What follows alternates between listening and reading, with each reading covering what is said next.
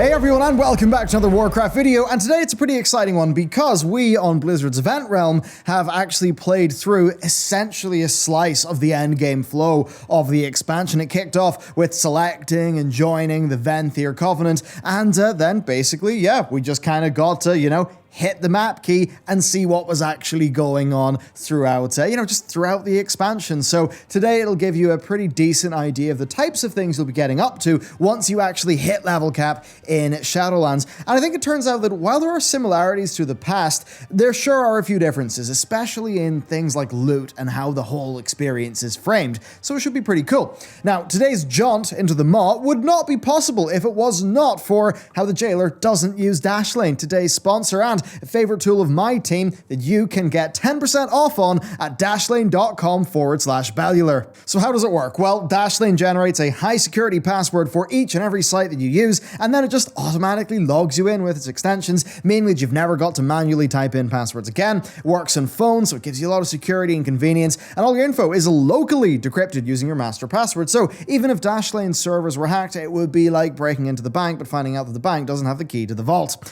Now, they also have dark web monitoring, a VPN, and if you use a site and that site is hacked, they will send you a security alert to let you know to change your password. You get all that in one app across all your platforms, and if you follow my link and use the promo code Bellular, you'll get 10% off. So a big thanks to them for supporting our team, and with that said, let's get straight into this video. So overall with Endgame, it really does look like there is a lot of stuff to do, and I've got to say the overall flow to me seems kind of promising right now. Without anything massively new going on, I think what's really key to understand here is that iteration is the name of the game. And I think if you look into the past of recent WoW expansions, there was decent content to do, decent stuff to do, but it just kind of felt like the game was annoying, like it would be getting in your way from time to time. So yeah, we're just going to be examining what's up. And the pillars of the end game, as we see them at least in this event realm, are as follows. So there is progressing your Covenant campaign and progressing the Sanctum. Now the Covenant campaign, that's like doing the war campaign, and then the Sanctum basically is just all your different upgrades and all of that stuff for your Covenant. That also will, of course, get you, your character, some cosmetics and things like that. Then other pillars of the endgame, well, there is playing in the Maw. The Maw is basically an endgame only zone. Now there is endgame content in the other zones of Shadowlands, but the Maw is, is special, right? And we'll get into that in a bit. There then, of course, is playing Torghast, and if you've been watching this channel, you'll know what's up there. It's pretty much a game within a game.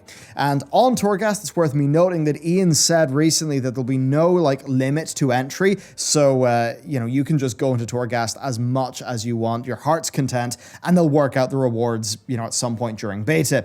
Now, that mentioned there then is just the usual wealth of world quests in each zone, although it does seem a lot less dense than it did in BFA. But that said, there is the Anima Conduit. Now, that is a part of your Covenant Sanctum, and basically you can redirect Anima to a pylon in the zone, and then the area around that, which is pretty large in the map, gets activated with outdoor world content. So that's kind of, it's not necessarily regular world quests, it's kind of like a different format of that that's also going to be there when you're going through the end game. So that's the main stuff. There then, of course, is the usual, right? You've got dungeons, you've got raids, you've got PvP, and then other activities like professions, which seem to be a bit more bulked out this time, and, collecting, treasure finding, stuff like that. Now, to put it all simply, right? Basically, when you're in the Shadowlands, you're just getting your anima, you're getting souls, you're getting gold, you're getting reputation with various different factions. Now, for that stuff, you'll have dailies to do for your Covenant, you'll have some dailies to do in the Maw, where there's quite a bit going on, and then there will be some world quests. Now, there's also calling quests. Now, these calling quests just seem to be a sort of redesigned, reframed, sort of Covenant-related form of the emissaries. Now, for those, we don't know much about them, but there are also reputations for each zone. Again, we don't actually know much about those reps, but likely you're just going to be sort of doing those run-of-the-mill reps for cosmetics and the like. Now, this really, I think, starts to get a bit familiar for many of us because it does end up feeling a bit like Legion, right? You are hanging out in your area, so it's not your class hall, it's your Covenant Sanctum, but you're hanging out in your area. You're surrounded by, various different important characters from the leveling, and then you're kind of leveling up your area, you're going out into the world, and in general, it does evoke this kind of fighting on multiple fronts feeling that Legion had going on. You're fighting and pushing back the Jailer on his own own turf in the Maw, then you're, directly empowering your Covenant by collecting the anima. And this kind of flow of going between all the different places, doing the different things, it does feel distinct. And then it's something that Blizzard, I imagine, will be weaving all together through the Covenant, like campaigns that they've got going on at Endgame. Now, of course, what matters for Endgame is how all these things are entangled, how the systems actually work. And they are entangled. So as an example, right, when you free souls in the Maw, well, actually, those free souls end up getting you renown in your Covenant. So you can see how it all does tie together.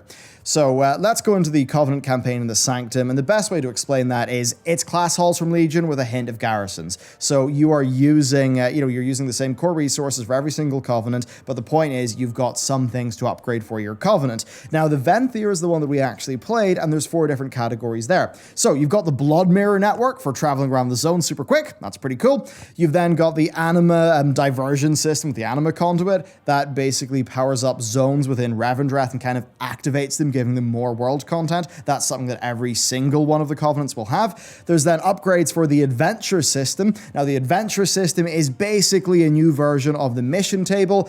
And you know what? It does actually seem quite cool. It seems like it's got some sort of auto chess vibe going on. Maybe, we'll have to see there. And then for the Ven'ari, they've got upgrades for the Ember Court, which is their mini game where they basically just have to throw the most badass party. So there's 2 stages to that. You're preparing for your party, so you're going out, finding guests, things like that. And then you're actually executing the party, which basically plays as a scenario. Now, that's what the Ven'ari have. If you go to the Ardenweald, then you've got the Winter Queen's Conservatory, which is basically the Mists of Pandaria farm. So each Sanctum is going to have its own thing for you to do.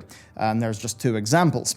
Now, the core resources that are used here are pretty simple, right? You've got anima, and then you've got the freed souls that you collect from the Maw and Torghast, and those are used to upgrade those various things. Now, the main progression path here is a system called renown. Now, currently you gain renown by actually just collecting anima, but we've got to imagine there will be additional sources there. And it's very possible, it seems likely, that this will fill the role of artifact power for progressing the campaign story and unlocking more of your soul binds, but it's not going to be a bar to eternally fill like the AP from the 2 previous expansions.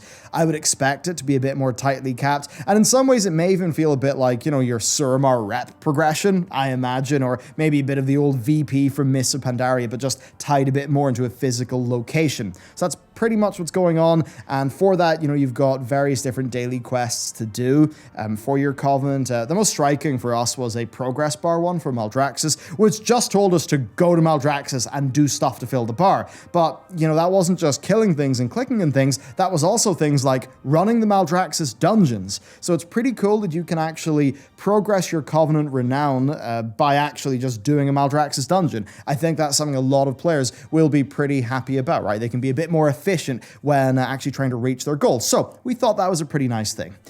With that said, let's move on to the Maw. And basically, each day, it seems like you'll be sent into the Maw by your Covenant, and you'll be freeing some souls there and just basically just getting a big grab bag of resources.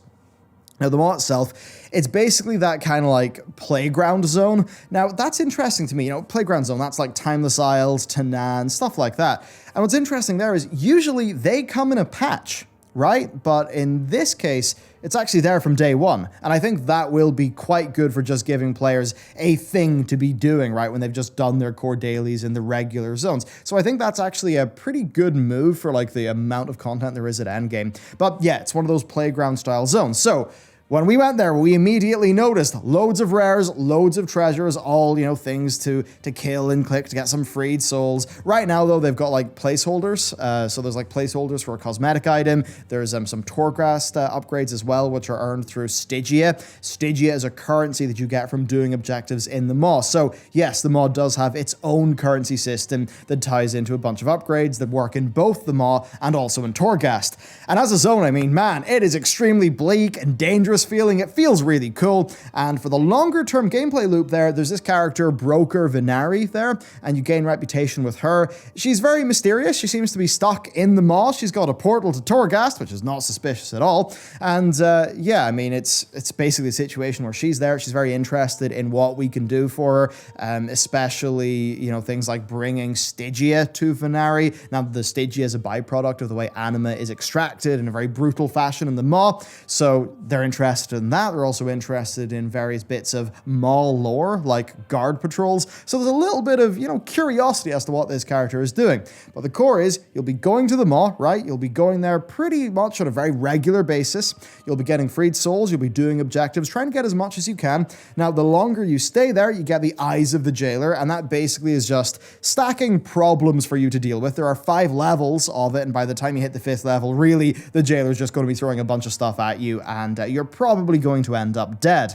Now, it actually does even have this almost Dark Souls-like thing where you've got your Stygia, but if you die, you'll lose half of it, and you got to go get it back again. So we're going to do more of a deep dive into the Maw once we just get more hours in it, but so far it seems pretty cool, and thankfully Blizzard actually let us reset our Eyes of the Jailer debuff so we can do a lot more testing there in the event realm. So that's basically the Maw. You'll be there quite a bit, and I'd say it's very thematic, and I think overall pretty darn cool. Now, as we talk about the rest of the endgame, obviously Torghast comes up, right? So it's basically an offshoot of the Maw. It's the game within a game, roguelite sort of thing they've got going on there. And yeah, when you're there, you'll mainly be wanting to grab your legendary runeforging materials and then some extra freed souls. With those freed souls, of course, being useful for how you're upgrading your Covenant Sanctum, with your Covenant Sanctum upgrades being useful for things like your soul binds and your various building upgrades for your Sanctum. Now, it is going to be very interesting how Blizzard are going to have no entry limit, right? Just to ensure that, Torghast is this pillar of endgame and you can just go there as much as you want. So it's hard to know how much Blizzard will actually want us to run that for progress. But it seems like one good run a week would sort of fit in well with all the other stuff going on, with maybe further runs of it being something for players who would really be interested in just it as a system or maybe cosmetics. Now, overall, the balance on that from the beginning of the alpha has massively improved, so it really does seem like Torghast is just being, it's just sort of getting into a better shape, I'd say. Now, for world quests don't really seem much different at a glance, to be honest, but there actually aren't all that many of them. And without AP or emissaries, I mean, it depends, right? Will those callings just be the literal same as emissaries? It's hard to know right now. So this system's a bit up in the air, but they should feel less mandatory, is at least my feeling from the slice we have played.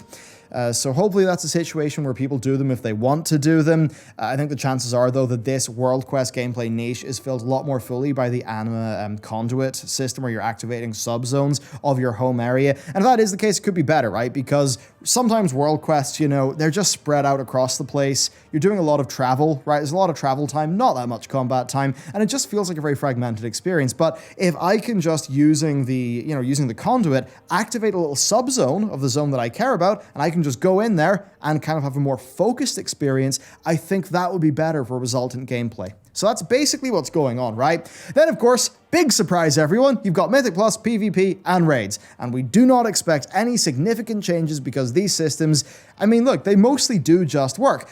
But there will be changes in framing. Having Mythic Plus loot be improved by adding choice from your weekly box at the end, and then Titan Forging not being a thing, that will help that system out a lot. Then for PvP, it having actual vendors, that's going to be great. I'm sure the PvP veterans are, really frustrated it took so many years to get back to where we were, but I guess you'll probably be happy that we are back, or at least moving back to where we were.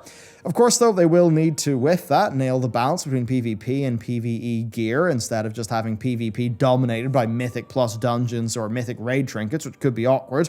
And really moving past that, there's not much to say about raiding, is there, other than it's going to have less pain points. You'll have no Titan Forging being annoying and just stuff like that. Now, obviously, things like Master Looter, come on, Blizzard, fix that, please. So that does exist as a frustration, but I would say that the likes of raiding and dungeoning will just benefit from the changes to gearing and the overall changes to things like friendliness that Blizzard seems to hold as being a pretty dear thing in this expansion.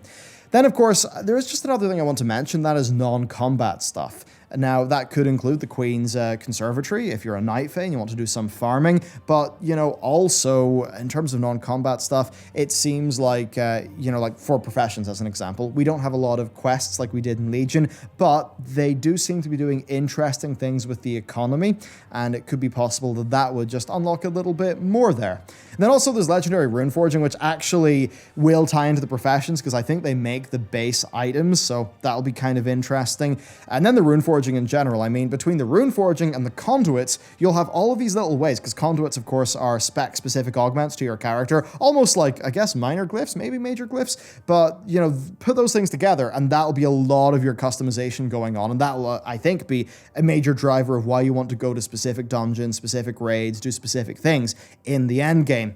And then, of course, there are, you know, things like secret finding. They'll probably exist. I imagine they're at the back burner, you know, at this stage, of course, of alpha and early beta. But yeah, that's essentially most of what we were thinking there. I mean, the Maw, we just need to put more time into that. Like, the Maw, it just seems so big and full of secrets, so it seems like Blizzard would have a lot of plans there. Then there's also, yeah, there's the Soul Keeper. It's this tiny little crystal that floats alongside you in the Maw, and just as a suggestion, we sort of thought it would be cool if you could have different cosmetics for your Soul Keeper crystal. Just if Blizzard, you know, wanted to do a quick little thing, maybe just give us something else to spend Stygia on once we don't really have another, like, use for it. But there you go. So to conclude, to wrap this up a little bit more, I'd say the endgame is looking a lot more like Legion than BFA, especially when you've got things like the conduits and the, you know, like the conduits and the legendaries going on, but then also just some of the flow stuff.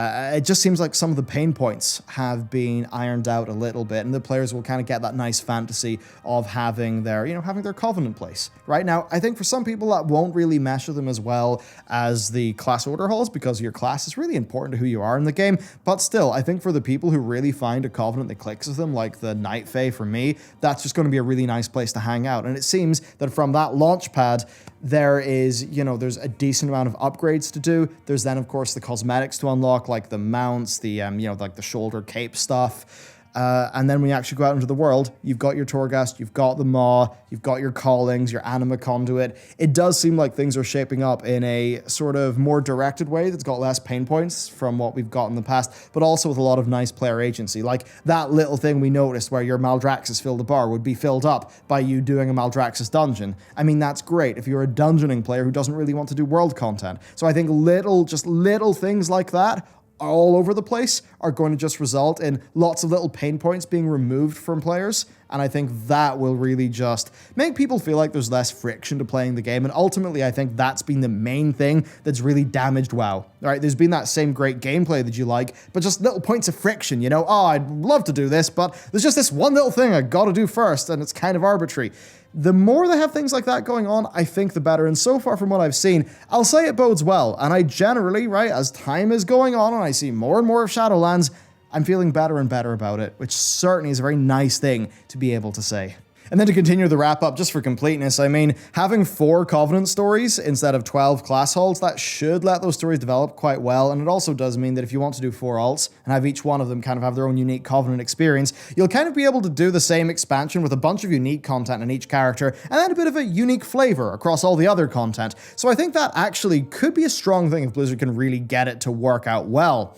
So yeah, it just seems like we'll have plenty of different feeling ways to do things. And you know, this might all seem a bit overwhelming at first glance, right? Like you've got some daily things to do, you've got some weekly things to do, you've got, you know, your soul binds, your Covenant upgrades, your mission table upgrades. There is quite a lot going on there, but I am actually suspecting it's going to fit together into a far more cohesive whole than at least BFA. And I think it could actually be more cohesive than Legion, because as much as many of us think back to Legion very fondly, you know, I remember being pretty annoyed over how legendaries worked and things like that. And, you know, how there maybe wasn't just a lot of, like sometimes, you know, I just wish there was a little bit more to the class order halls. It seems like Blizzard actually might be making good on some of those pain points. And to be honest with you, if I just had Legion again, but with no Titan Forging, a bunch of pain points removed, and then a bunch of improvements, I'd be pretty darn happy. Seems like we might actually just be getting that. So,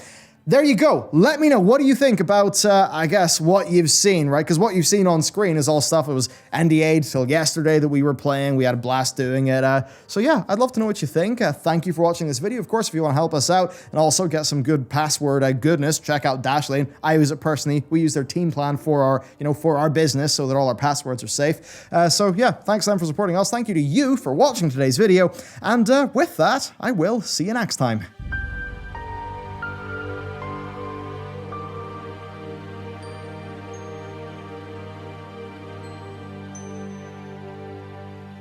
Mm-hmm.